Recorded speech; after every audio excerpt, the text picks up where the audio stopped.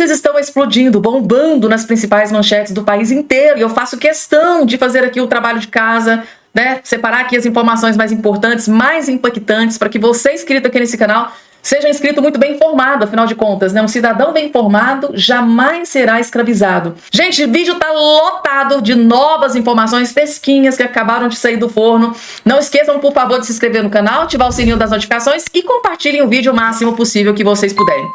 E olhem só, logo a primeira informação do vídeo é simplesmente impecável da Ana Paula Henkel, gente, sobre aquele pessoal que vive em cima do muro lá dentro do Congresso Nacional. Ah, eu sou de direita, eu sou Bolsonaro, eu sou conservador, né? Mas na hora de votar, tá sempre votando com a esquerda, com a canhota. Então, assim, esse pessoal tem que sair do muro, né? Veja esse comentário belíssimo, tá? Da Ana Paula Henkel, de quebra. Ela faz uma revelação bombástica que eu fiquei de queixo caído. E logo depois o Bolsonaro manda um recado para esse pessoal que fica em cima do muro ali do PL da direita. Primeiro vamos aqui com o comentário da Ana Paula Henkel, depois eu vou trazer o Bolsonaro para vocês. Vejam só.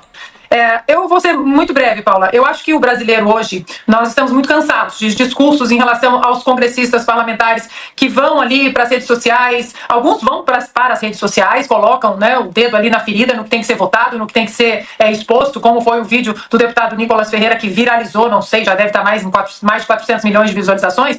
Mas muitos, eles ficam às vezes num silêncio, e quando o microfone, né, os microfones estão na frente deles, eles tentam jogar para os dois lados. E por isso que eu fiz a pergunta para o presidente Bolsonaro em relação ao deputado Hugo Mota, com essa perspectiva dele sentar ali na cadeira de presidente da Câmara. Nós sabemos muito bem que muita coisa importante para o Brasil parou nos últimos anos nas gavetas dos presidentes da Câmara e do Senado, principalmente do Senado com Rodrigo Pacheco, e às vezes as entrevistas do deputado Hugo Mota são entrevistas assim, a sensação que eu tenho é essa, que ele quer agradar aqui a oposição, que ele quer agradar o governo, e eu acho que, como o presidente Bolsonaro muito bem colocou agora no final, decida-se. Desçam do muro. O que não dá mais. O Brasil não aguenta mais ficar em cima do muro e fazendo esse jogo de joga um pouquinho pra lá, joga um pouquinho pra cá, como foi o jogo de muitas décadas em relação ao teatro das tesouras. O presidente Bolsonaro mencionou também o PT e o PSDB. Então eu acho que nós temos que começar a cobrar de maneira enfática a postura desses parlamentares em relação às propostas para o Brasil. E hoje, como o deputado Eduardo disse, há um projeto importantíssimo de anistia para os presos políticos. Nós estamos falando de presos políticos no Brasil de 2025. Então acho que não dá mais para ficar em cima do muro, como o presidente Bolsonaro muito bem colocou, e é preciso fazer pressão, que seja pressão no senador, né, no astronauta, que muitos não gostam, né, dessa pressão, ou no deputado Hugo Mota. O deputado Rogério Correia, do PT, disse que o senhor não vai pautar a anistia, o projeto, se o senhor chegar à presidência, mas para o presidente Bolsonaro o senhor fala que vai. Então, como está esse cenário? É preciso a transparência que a gente tanto fala aqui das contas públicas, de todos dos cartões corporativos, das viagens da Janja. Nós precisamos cobrar a mesma transparência para aqueles que se colocam no espectro político-ideológico da direita, e que o discurso siga exatamente essa transparência e que ninguém fique mais em cima do muro. Pessoal, por que eu decidi mostrar esse vídeo aqui para vocês? É para vocês conhecerem o quanto a política brasileira é um esgoto a céu aberto, tá? Chega a ser nojento, chega a dar nojo. O Hugo Mota, que é aí do Republicano, que ao que tudo indica será o novo presidente da Câmara dos Deputados, na minha opinião vai ser um fantoche nas mãos do Arthur Lira ali dentro da Câmara dos Deputados. Vai fazer o que o Arthur Lira mandar. É só uma opinião minha, tá, gente? Tá? Hugo Mota, olha só a sujeira.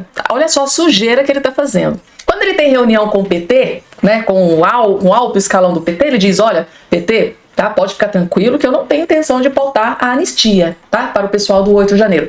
Mas quando o Hugo Mota tem reunião com o Bolsonaro, de direita, né, do PL, ele diz: olha, pode ficar tranquilo, porque se eu for eleito presidente da Câmara, eu vou pautar o projeto da anistia. Vocês estão vendo, gente, a sujeira, o esgoto que é a política brasileira?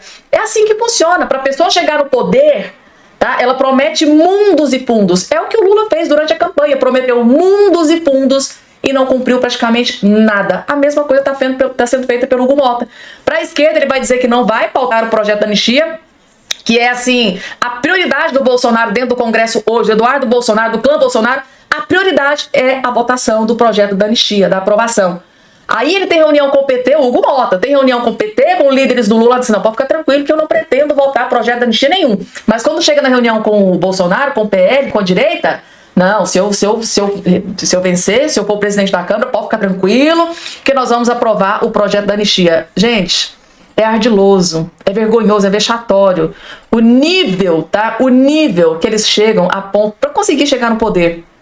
Aí você que está do outro lado me assistindo, tá? O Arthur Lira teve o poder nas mãos. Ele não pautou o projeto da anistia. E o Hugo Mota vai ser uma espécie de fantoche. Vai ser uma continuidade do Arthur Lira. Você acha mesmo que o Hugo Mota vai cumprir com a sua promessa com o Bolsonaro e vai colocar para votação, para aprovação o projeto da anistia dentro da Câmara dos Deputados? Gente, façam aquela análise crítica. Esse aqui é um dos poucos canais que gosta de interagir com vocês que são inscritos. Na sua análise crítica do que você conhece até agora do Hugo Mota, tá? O sucessor do Arthur Lira, vocês acham mesmo que ele vai contrariar o Lula e vai colocar o projeto da anistia para votação? Coloca aqui embaixo a sua opinião sincera. Faço questão de fazer plantão para ver a sua opinião sincera, tá? E Bolsonaro, gente, eu preciso trazer esse vídeo para vocês. O Bolsonaro simplesmente destroçou e detonou Luiz Inácio Lula da Silva. E daqui a pouco, logo em seguida, tá? O recado do Bolsonaro para os traíras do PL, tá? Deputado, senador que traíram o PL, Bolsonaro mandou um recado. Gente, que recado certeiro. Vocês vão ver. Mas primeiro, tá aqui, Bolsonaro humilhou, sem dó e nem piedade, Luiz Inácio Lula da Silva. Vejam só. O Lula falou agora, eu não quero brigar com os Estados Unidos. Ô bebê, você não quer brigar com os Estados Unidos? Você não vai invadir Porto Rico, como o Maduro acabou de propor para você? Para tomar Porto Rico dos Estados Unidos? Até deu o nome do batalhão. Ô fanfarrão, você não responde, não fala nada, ô fanfarrão? A nossa política externa, essa desgraça que tá aí. Uma vergonha. Não foi convidado para a porta do tudo. Você não vai ser convidado, vai ser convidado só para velório de ditador. Como você foi do Fidel Castro lá atrás, mas ninguém. Quem quer conversar contigo? Só ditadores do mundo todo. Zelensky acabou de dar uma no meio dele. Zelensky acabou de dar uma no meio da moleira, né? Meu pai falava, pau na moleira. No meio da moleira tua. Você falou que ia resolver o problema da guerra tomando cerveja. Que vergonha falar isso aí. Eu detesto o Lula, mas pô, fico com vergonha, pô. Desce outra cerveja. Ele e o Putin tomando cerveja. Eu tive 3 horas conversando com o Putin. Algumas coisas eu posso falar, outras não. Mas é um cara diferente, pô. Não vou elogiá-lo nem criticá-lo. É o teu país. Eu fui lá atrás de fertilizantes pro nosso agro. Porque se eu não fosse negociar, como a guerra estava na iminência de acontecer, não teria um fertilizante aqui. Tá aí, gente. Imagina só a cena, né? O Lula sentado com Vladimir Putin tomando uma cervejinha, negociando a paz da guerra entre a Ucrânia e a Rússia. Gente, o Lula, gente, é humilhante, meu Deus do céu, quando eu fico pensando, gente, o tipo de presidente da República que a gente tem aqui no Brasil, gente, às vezes dá vontade de ir embora. Sinceramente, gente, às vezes eu perco a fé na humanidade. Como é que o pessoal teve coragem de votar no Lula, que diz que tomando uma cervejinha pode resolver o problema da guerra entre a Rússia e a Ucrânia? Meu Deus, é muita vergonha, é muito humilhante. Eu fico pensando, gente, porque isso aqui é uma fala do Lula. Isso tem repercussão internacional. O Brasil vira motivo de chacota por causa dessas falas desastrosas do Lula. Só não esqueça de se inscrever no canal, ativar o sininho das notificações e compartilhar o vídeo o máximo possível que vocês puderem. Vamos por de cara? Que eu vou trazer para vocês é a questão do André Mendonça, tá? O ministro André Mendonça, gente do céu, peitou Luiz Inácio Lula da Silva. E o resultado eu vou trazer daqui a pouco para vocês. Assistam essa informação aqui, vocês vão entender. Vejam só. Não é só a MST que quer tomar terra no Brasil. Infelizmente, o atual governo federal não respeita a propriedade privada e está sempre querendo demarcar novos territórios. Pessoal, ontem tivemos uma importante vitória para a propriedade privada. No final do ano passado, o presidente Lula demarcou 2 novos territórios em Santa Catarina como territórios indígenas. Um deles, inclusive, está sendo questionado na justiça pelas famílias dos agricultores. Nós temos aí agricultores que estão nas terras desde 1892 com titulação e agora eles estão querendo derrubar a lei do marco temporal para poder devolver esses territórios para os indígenas que estão há mais de 100 anos fora dessa terra e gerando assim uma insegurança jurídica plena. Para quem não sabe, a lei do marco temporal ela define que os indígenas que estavam sob a terra até 5 de outubro de 88 têm direito à terra. Aqueles que não estavam na posse não têm direito mais, e sim aqueles que estavam sob a terra, no caso os agricultores. Só que ao aprovarmos essa lei do marco temporal para dar essa segurança jurídica, já que está sendo questionado e a questão está parada no Supremo, infelizmente foi feita uma mesa de conciliação que não foi respeitada pelo Lula, que foi lá e demarcou. Então, gente, o que eu quero dizer para vocês de forma muito reta? Nós temos hoje uma plena insegurança jurídica. Se a gente derruba um parâmetro temporal seguro para dizer quando é terra indígena, quando não é, qualquer território do Brasil poderá vir a ser demarcado como território indígena. Minha casa, sua casa, não é exagero ou fake news, não. Se a gente não tem uma segurança jurídica de um marco temporal, realmente a propriedade privada está em jogo no Brasil. E eu quero agradecer o governador Jorginho Mello por atender o meu pedido para entrar nessa ação de Abelardo Luz e pedir a suspensão dos efeitos dessa demarcação para dar essa segurança jurídica às 95 famílias que estão sendo afetadas. Nós tivemos o ganho da liminar para suspender e essa ação vai ter que ser referendada, mas fique atento. Não é só a MST que quer tomar terra no Brasil. Infelizmente, o atual governo federal não respeita a propriedade privada e está sempre querendo demarcar novos territórios em prejuízo da nossa agricultura e desses agricultores que estão há mais de 100 anos na terra. Fique atento que nós estamos constantemente nesta luta.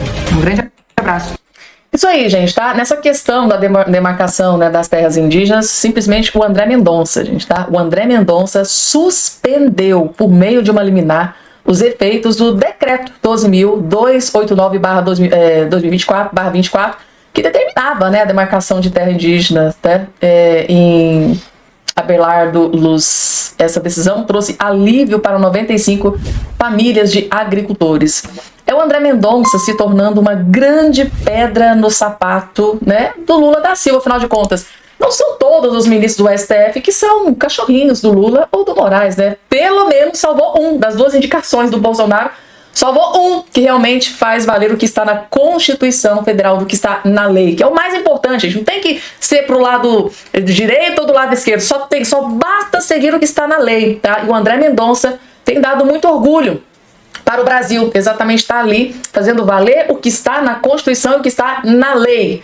E acabou tomar essa decisão de suspender essa questão bomba, né, de Luiz Inácio Lula da Silva, tá? Primeiro acordou tarde para um problema que muita gente vinha falando aqui em Brasília. Não é de hoje que empresários falam sobre isso, economistas falam sobre isso.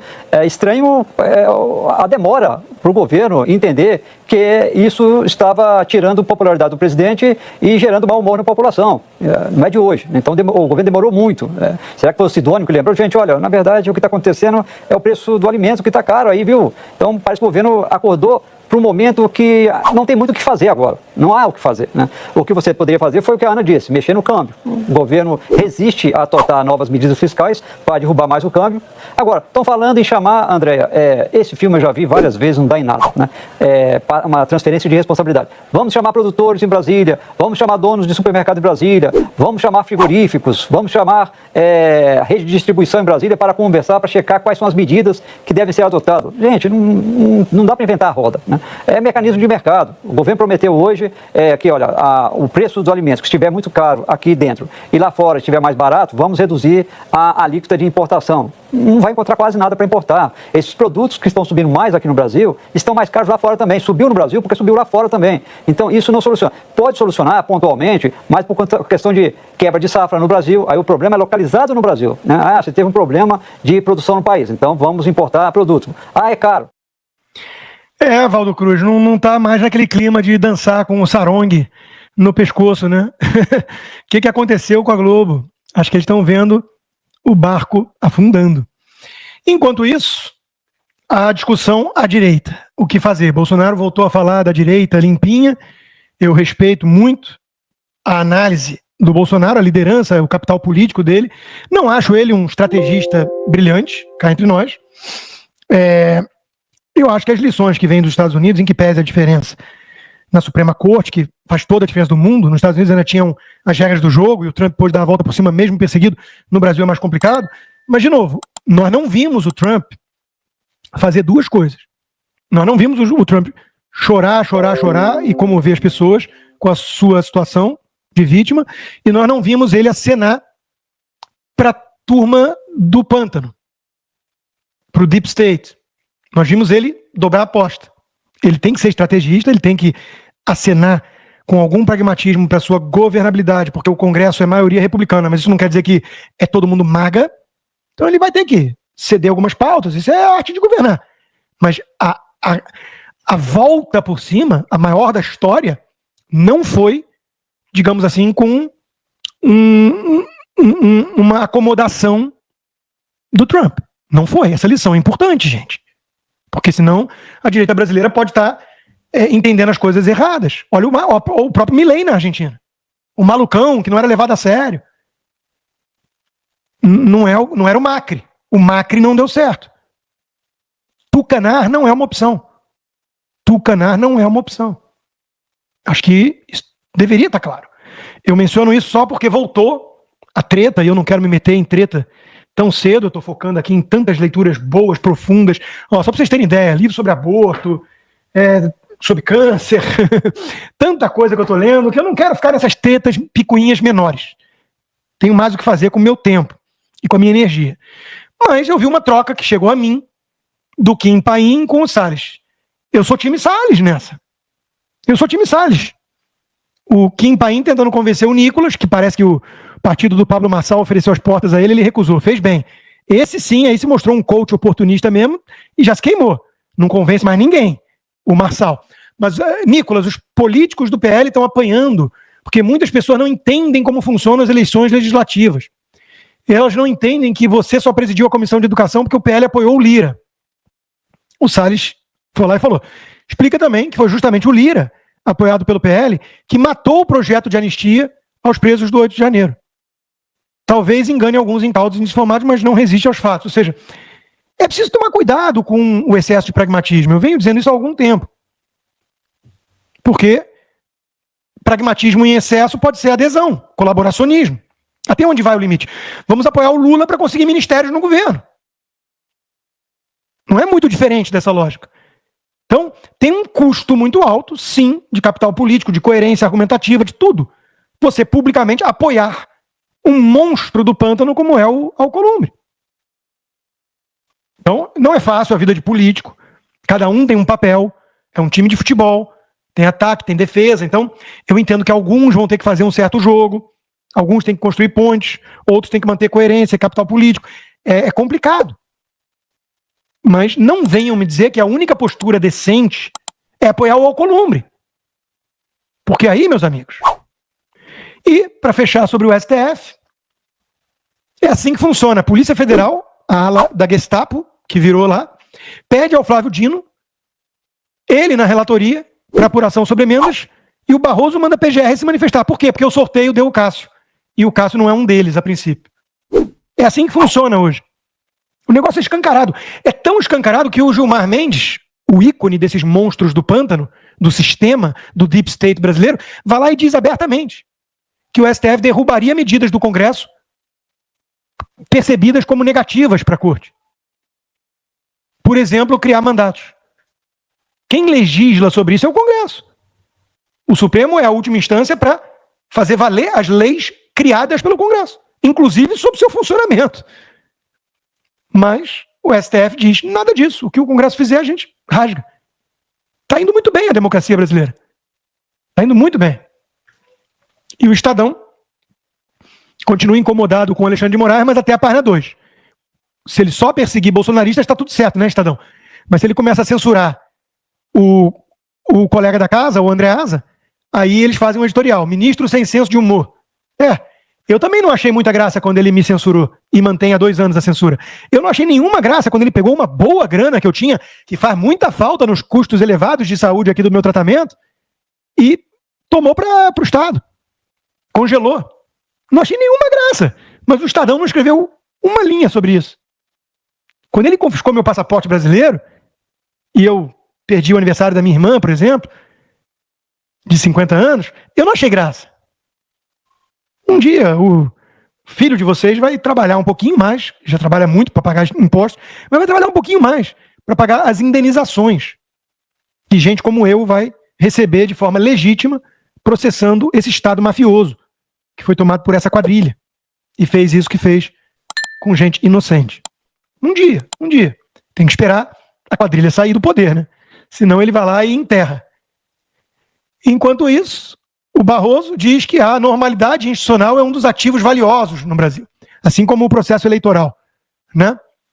Como diz o André Marsiglia, e o problema do país, segundo o Barroso, é que há muita mentira nas redes. Faça-me o favor, ministro. Não sei o que é mais difícil encontrar por aqui, normalidade institucional ou investimento estrangeiro. Parecem mais um espetáculo de stand-up algumas declarações da nossa corte. Mas, de novo, não tem muita graça quando a gente lembra que esse pavão está com o poder para, de fato, empurrar a história. Agora, gente, eu disse pra vocês que o Bolsonaro tinha um recado pra aquela galerinha, né, da direita, os parlamentares do PL, que costuma trair, né, votar. Na maior cara dura, na maior cara lavada, costuma votar aí com a esquerda, né, com o Lula.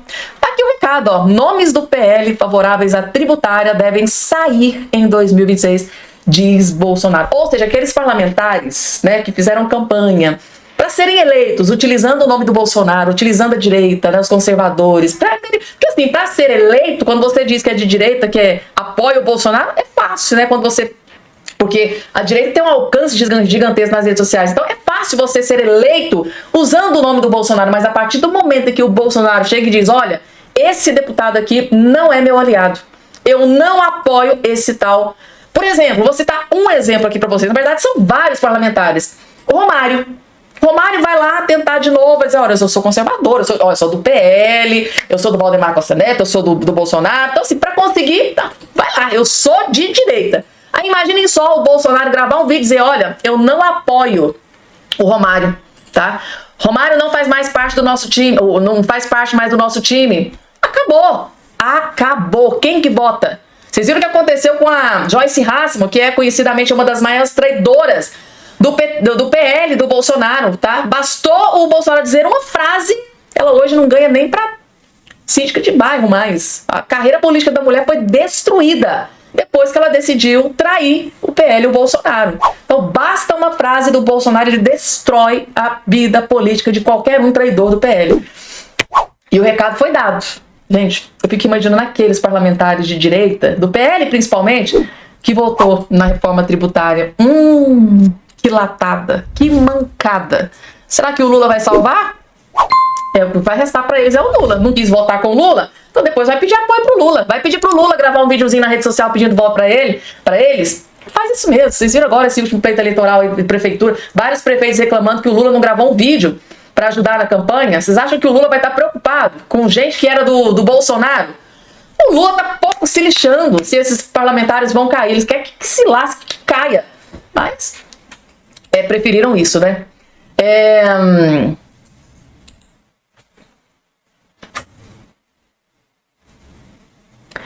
Pessoal, e pra finalizar, prisão. Eu disse pra vocês que tinha acontecido uma prisão, ó. Ex-diretora de presídio na Bahia é presa por facilitar a fuga de 16 detentos, gente. Aquela pessoa que deveria ser responsável por manter aquelas pessoas presas na cadeia estava facilitando a fuga. Vejam só, gente. É simples, é isso que tá aparecendo aqui na tela de vocês, vejam só. Nessa quinta-feira, 23, a polícia prendeu preventivamente a ex-diretora do presídio de Eunápolis, da Silva, né? Gente do céu. Joneuma Silva Neres, de 36 anos, na Bahia. Ela responde a acusações de facilitar a fuga de 16 presos no dia 12 de dezembro do ano passado. Com o controle das investigações, a Delegacia Territorial de Eunápolis concluiu que Joneuma teria também envolvimento com uma organização criminosa ativa na região. A Polícia Civil da Bahia, que solicitou a prisão preventiva da mulher, ainda realizou a ação que culminou na detenção da ex-diretora. A comarca de Eunápolis expediu um mandato. Segundo a polícia, Joneuma teria facilitado a ação de criminosos que provocaram a invasão e a fuga do presídio. A prisão ocorreu na avenida... Gente, aquela pessoa que deveria garantir, ela recebe para isso, para garantir a segurança da população ali no seu município.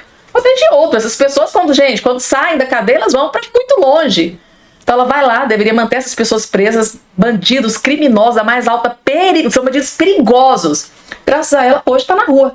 Pode estar em qualquer município do Brasil, porque ela simplesmente ajudou a facilitar, segundo aqui as investigações. É triste, gente, porque a gente gasta uma fortuna pagando imposto caríssimo